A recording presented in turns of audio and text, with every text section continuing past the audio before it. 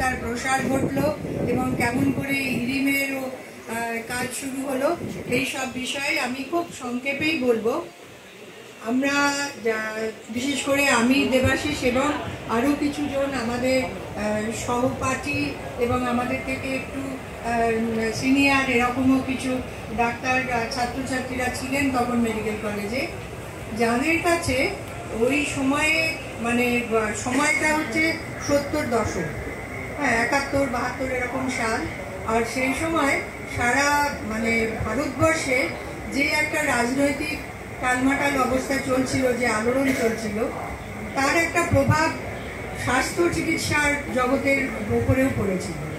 সেইখান থেকে সাধারণ মানুষ চিকিৎসা কিভাবে পাচ্ছে এবং তাদের কি ধরনের চিকিৎসা পাওয়া দরকার, এইসব ভাবনাগুলো আমাদেরকেও স্পর্শ করত।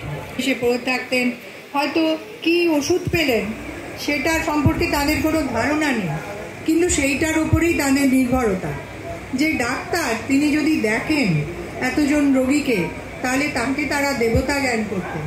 এইরকম যে একটা দূরত্বে থেকে তাদের চিকিৎসা, এবার এই আসা যাওয়া, পয়সা খরচ, এই সবগুলো তাদের পক্ষে যদি সম্ভব না হতো, অনেক সময় চিকিৎসা ছেড়ে দিতেন। ওখানে কোনো অপারেশন বা অন্যান্য বিশেষ চিকিৎসার জন্য যদি ভর্তি হতে হতো, তাহলে সেটাও সহজে হতো না। সেইখানে দালালদের ব্যাপার আজকে আপনারা অনেক শুনতে পাচ্ছেন, জানতে পারছেন যে এইসব ব্যাপারগুলো সবসময় ছিল। এইটা আমাদেরকে নাড়া দিত যে মানুষ তার চিকিৎসাটা পাবে, সে যাতে জানতে বুঝতে পারবে, যেটা সম্পর্কে তাদের একটা ধারণা থাকবে যে আমাকে এইভাবে ভালো হতে হবে, এই এই জিনিসগুলো আমার ভালো করবে, এরকম একটা ধারণা, বোঝাপড়া, এইসবগুলো কি করে পাওয়া যায়? খুব স্বাভাবিকভাবেই দেশীয় চিকিৎসা পদ্ধতিগুলোর মধ্যে দিয়ে সেটা সম্ভব। আর অ্যালোপ্যাথি যে চিকিৎসা আমাদের মেডিকেল কলেজগুলোতে চলতো, সেগুলো তো সাধারণ মানুষের সঙ্গে অনেক দূর, কেউ জানে না সেগুলো।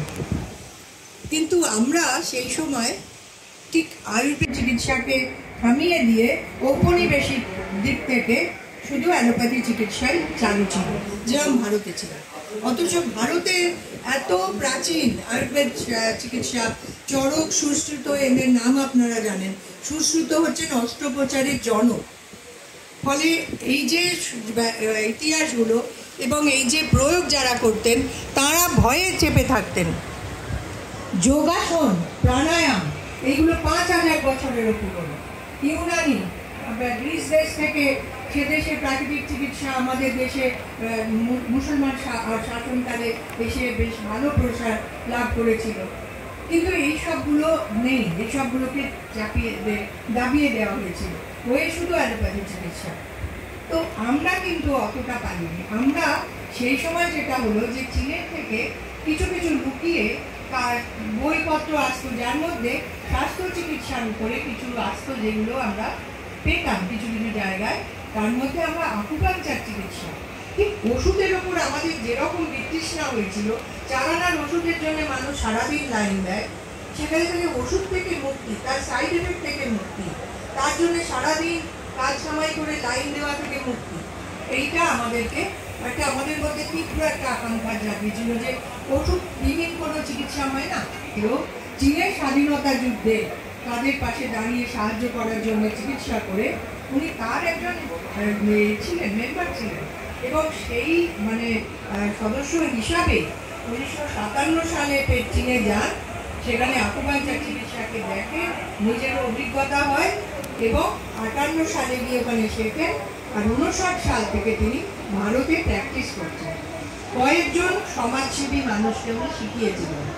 এবার আমাদের আগ্রহ দেখে উনি আমাদের শেখানো শুরু করলেন। ঠিক কলেজ ফর্ম বা যেরকম একটা পড়ানো হয় এরকমভাবে নয়, ওনার কাজকর্ম শেষ হতো, আমাদেরকে উনি নোট দিতেন ওনার সে পুরনো ডায়েরির মতো খাতা থেকে। তো এইভাবে ওনার চিকিৎসা দেখে দেখে এইসব করে করে আমরা আকুপাঞ্চার শিখতে থাকলাম। সঙ্গে সঙ্গে কিন্তু আমাদের কিছু সিনিয়র দাদা দিদিরা, আমাদের জুনিয়র মেয়েরা, ভাইরা, ভাই বোনেরা, তারাও আমাদের থেকে শিখতে থাকলো। এই আস্তে আস্তে ছড়িয়ে পড়লো অন্যান্য মেডিকেল কলেজগুলোতে। এবং আপনাদের বলছি, বার্জার্স ডিজিজ বলে একটা বেশ দুরারোগ্য চিকিৎসা রোগ আর কি, সেই রকম একজন পেশেন্টকে আমরা সারিয়ে তুলেছিলাম কেমন করে না, তার সব শিরা শুকিয়ে যায় বার্জাস ডিজিজে। সেইখানে পায়ে সেই শিরা থেকে ধমনী থেকে রক্ত বেরোতে আরম্ভ করলো। সেইটা দেখে আমাদের মানে সেই কেসটা প্রেজেন্ট করা হয়েছিল। আমাদের অধ্যাপক ডাক্তাররা যারা ছিলেন তারা খুবই প্রশংসা করলেন, এবং অদ্ভুতভাবে আজকের দিনে দাঁড়িয়ে আপনারা কল্পনা করতে পারবেন যে মেডিকেল কলেজ আউটডোরগুলোতে, Calcutta medical college, NRS, RG Kar এবং অন্যান্য কলেজেও আউটডোরে এই ইয়ং ডাক্তাররা, অনেক সময় তার মধ্যে সিনিয়র ছাত্ররাও আছেন, ইন্টার্ন হাউস স্টাফ শেফরা আছেন, তারা আকুপাংচার রীতিমতো আউটডোর চালাতে শুরু করলেন। সেখানে অন্যরা পেশেন্ট রেফারও করত। সেইটা একটা হতে থাকলো। এরপরে 73 সালে ডক্টর কোটনিস মেমোরিয়াল কমিটি যখন পুনরুজ্জীবিত হয়, কত তাড়াতাড়ি চিকিৎসার জায়গাটা পৌঁছানো যায়, সেইটা রিলেটেড মেডিসিন 1981 সালে আমরাই শুরু করেছিলাম যে এর মধ্যে দিয়ে এক গবেষণামূলক কাজ হবে, মানুষের মধ্যে সেটা আরও যাতে দৃঢ়ভাবে প্রতিষ্ঠা করা যায়। তো সেইটাও আমরা 1981 সাল থেকে করে আসছি। আজকের দিনে আমাদের মধ্যেও একটা প্রত্যয় আছে যে হ্যাঁ, আকুপাংচার চিকিৎসা নির্দিষ্টভাবে মানুষের এই উপকার করতে পারে। ওষুধবিহীন, কোনো পার্শ্ব প্রতিক্রিয়াহীন একটা চিকিৎসা, যেটার জন্যে যদি আমি আমার নিজের জায়গা প্রচুর টাকা করার জায়গা না রাখি চিকিৎসকরা, তাহলে তারা মানুষকে ভালোভাবে দিতে পারবে, যে কোনো জায়গায় দিতে পারবে এবং নিরাপদ চিকিৎসা। সেইটা আমরা সরকারের কাছে আবেদন আমাদের ছিল, এখনও আছে, যে একে স্বীকৃতি দিন এবং সাধারণভাবে যে হেলথ কেয়ার ডেলিভারি সিস্টেম মানে মানুষের জনস্বাস্থ্যের যে প্রকল্প বা যা কিছু আছে তার মধ্যে একে যুক্ত করা হোক। সেই লড়াইটা আমাদের চলছে বা সেই আবেদন এই জায়গা চলছে, এবং সেখানে আমরা অনেক বেশি জনসমর্থনও আশা করছি। আজকের দিনে এখানে আরও সবাই বলবে, আমি আশা করি যে তারা এই কাজটাকে এগিয়ে নিতে সাহায্য করবে। ধন্যবাদ।